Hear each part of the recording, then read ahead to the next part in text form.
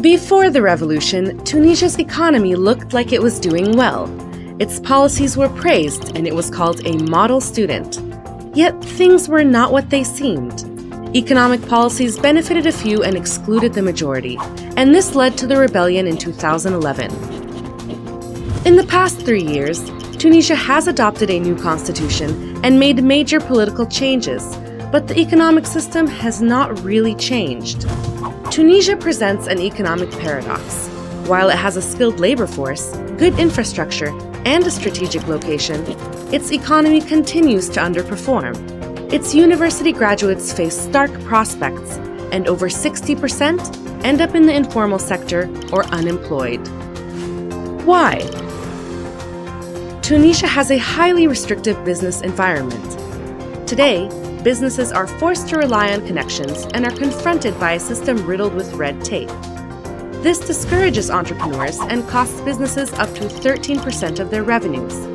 It wastes 25% of their managers' time. It also fosters corruption, costing firms an additional 2 to 5% of their revenues each year.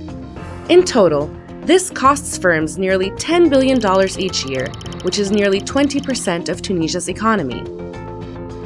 In addition, more than half of Tunisia's economy is open only to a limited number of firms. All other firms are excluded from key sectors of the economy.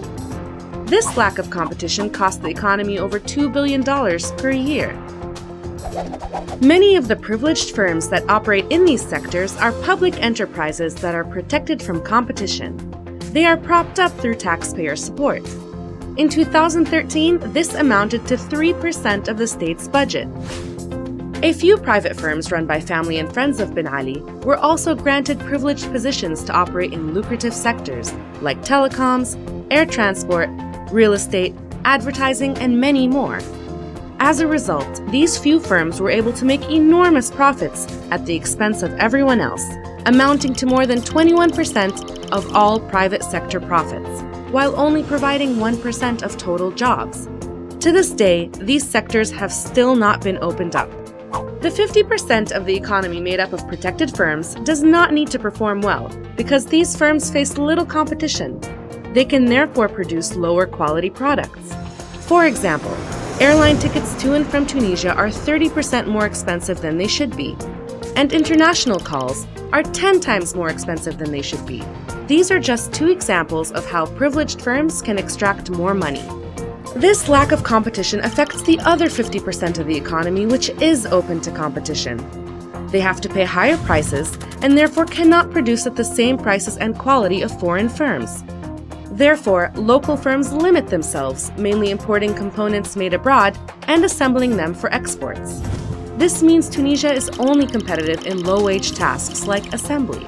This results in fewer jobs with lower salaries and little demand for the many skilled graduates. But things can change. The key is to move from an economic system that is based on privileges to one based on competition. Greater competition would result in higher productivity and generate an additional 50,000 new jobs each year. Reforming the banking sector would result in increased credit for Tunisian businesses. This could create another 38,000 jobs per year. Reforms in agriculture and services sectors alone could generate 20,000 additional jobs per year.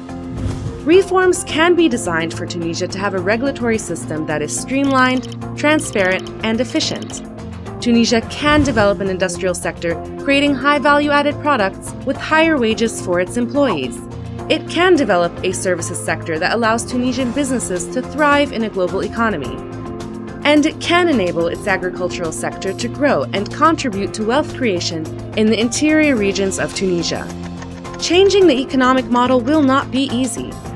Many vested interests in the public administration and in the private sector are satisfied with the status quo.